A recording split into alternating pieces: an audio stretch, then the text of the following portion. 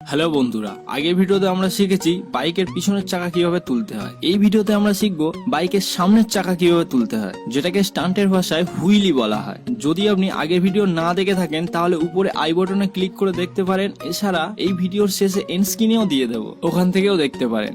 তো চলুন বন্ধুরা, দেখে নেওয়া যাক বাইকের সামনের চাকা কিভাবে তুলতে হয়। কিন্তু এটা প্র্যাকটিস করার আগে আপনার কিছু জিনিসের খেয়াল রাখতে হবে। 1 নম্বর, পিছনের চাকার গ্রিপ অবশ্যই ভালো থাকা প্রয়োজন। 2 নম্বর, পিছনের ব্রেকে কোনো সমস্যা থাকলে হবে না। পিছনের চাকা তুলতে যেমন আমাদের সামনের ব্রেকের প্রয়োজন হয়েছিল, সামনের চাকা তুলতেও ঠিক তেমনই পিছনের ব্রেকের প্রয়োজন। 3 নম্বর, পিছনের চাকার হাওয়ার প্রেসার একটু কম রাখতে হবে। খুব বেশি কম রাখবেন না, একটু সামান্য পরিমাণে কম রাখবেন, যাতে আপনার চাকার সঙ্গে রাস্তার গ্রিপটা খুব ভালো থাকে। 4 নম্বর, অবশ্যই পুরোপুরি সেফটি গিয়ার্স পরেই এটা প্র্যাকটিস করবেন, যেমন হেলমেট, জ্যাকেট, গ্লাভস ইত্যাদি। 5 নম্বর, এটা কোনো লোকালিটি এরিয়াতে প্র্যাকটিস করবেন না, এটা কোনো ওপেন এরিয়াতে প্র্যাকটিস করুন, যেখানে গাড়ি অথবা মানুষের চলাচল কম। আরেকটা কথা বলার আছে, হুইলি প্র্যাকটিস করার সময় আপনি সর্বদা 2 আঙুল দিয়ে ক্লাচ ইউজ করা শিখুন, কারণ হুইলি মারার সময় আপনার পিছনের দিকে একটা জোরে ধাক্কা লাগে, যার জন্য আপনার হ্যান্ডেল থেকে হাত ছেড়ে যেতে পারে। তাই জন্য 2টো আঙুল ক্লাচের উপরে রাখুন এবং 2টো আঙুল হ্যান্ডেলের উপরে রাখুন, যাতে আপনার হ্যান্ডেল ছেড়ে যাওয়ার চান্সটা খুবই কম থাকবে। এই পয়েন্টগুলো মেনেই তারপর এটা প্র্যাকটিস শুরু করুন। বন্ধুরা, আজ আমরা এটা 3টে স্টেপে জানবো। একটা স্টেপ যতক্ষণ না পুরোপুরি আয়ত্তে আসছে, দ্বিতীয় স্টেপে একদমই এগোবেন না। প্রথম স্টেপ, বাইকটা ফার্স্ট গিয়ারে ফেলে ক্লাচটা 2 আঙুল দিয়ে চেপে এক্সেলেটরটা 40 থেকে 50% টেনে রেখে, এটা ভালো করে খেয়াল করুন, 40 থেকে 50% টেনে রেখে আপনার বডি ওয়েটটা একটু সামনের দিক থেকে পিছনের দিকে দোলা দিয়ে ক্লাচ ছাড়তে হবে। এইভাবে এক ঝটকায় আপনার বাইকের সামনের চাকা শূন্যে উঠে যাবে। যখন আপনার বাইকের সামনের চাকার হাইট 50 থেকে 60 ডিগ্রি অ্যাঙ্গেলে চলে আসবে, তখন পিছনের ব্রেকটা খুব জোরে চাপুন, দেখবেন আপনার সামনের চাকা আবার মাটিতে নেমে যাবে।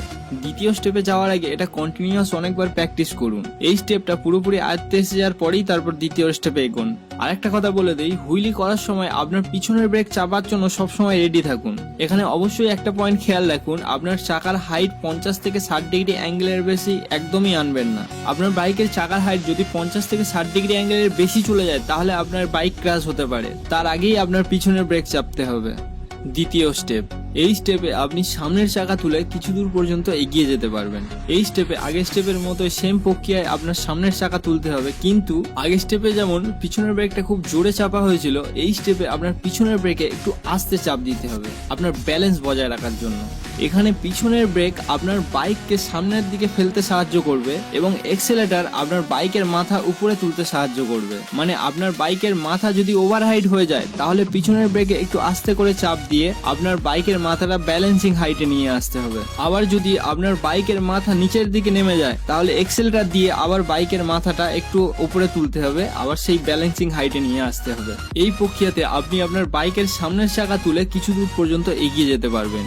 তৃতীয় স্টেপ, যদি আপনি লং এবং ফাস্টেস্ট হুইলি করতে চান, তাহলে আপনাকে শিফটিং শিখতে হবে, মানে সামনের চাকা তোলা অবস্থাতেই আপনার গিয়ার চেঞ্জ করতে হবে। প্রথম স্টেপ এবং দ্বিতীয় স্টেপটা যতক্ষণ না আপনার পুরোপুরি আয়ত্তে আসছে, এই স্টেপটা একদমই ট্রাই করবেন না। এই স্টেপে আপনার বাইকের চাকা তুলে যখন 70 থেকে 80 ডিগ্রি অ্যাঙ্গেলে চলে আসবে, তখন গিয়ার চেঞ্জ করতে হবে, মানে ফার্স্ট গিয়ার থেকে সেকেন্ড গিয়ারে দিতে হবে। আর সেটাও করতে হবে প্রচন্ড ফাস্ট, মানে 8 সেকেন্ডেরও কম সময়ে আপনার এটা করতে হবে। যখন আপনি গিয়ার পরিবর্তন করবেন, সঙ্গে সঙ্গে আপনার চাকা ওভারহাইট চলে আসবে, তখন আবার সেই পিছনের ব্রেকটা সামান্য প্রেস করে আপনার ব্যালেন্সিং লেভেলে নিয়ে আসতে হবে। এই স্টেপে আপনি অনেক দ্রুত গতিতে অনেক দূর পর্যন্ত চাকা তুলে নিয়ে যেতে পারবেন।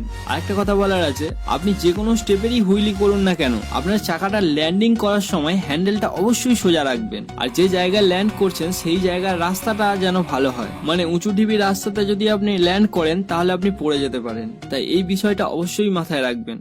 তো বন্ধুরা, আশা করছি আপনি হুইলি মারার টেকনিক্যাল ব্যাপারগুলো জেনে গেছেন। তাই ভিডিওটি যদি আপনার পছন্দ হয়, একটা ছোট্ট লাইক করে দিন। আর এইরকমই আরো ভিডিও দেখতে চাইলে আমাদের চ্যানেল সাবস্ক্রাইব করে পাশে থাকা ঘন্টাটা অবশ্যই বাজান। আর আপনার যদি কোনো টপিকের উপরে ভিডিও বানানোর রিকোয়েস্ট থাকে, তাহলে নিচে কমেন্ট করে জানাতে পারেন। তো বন্ধুরা, দেখা হচ্ছে পরের ভিডিওতে।